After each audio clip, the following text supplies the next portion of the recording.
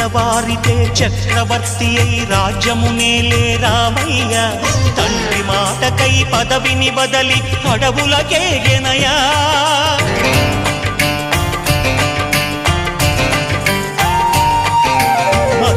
జనులను కావగ వచ్చిన మహావిష్ణు అవతారమయ ఆలిని రక్కసుడపహరించితే ఆక్రోశించెనయా అసురుని త్రుంచి అమ్మను తెచ్చి అగ్ని పరీక్ష విధించెనయా సాగలి నిందకు సత్యము చాటగ కులసతినే విడనాడెనయ నా రాముని కష్టం లోకంలో ఎవరూ పడలేదయ్యా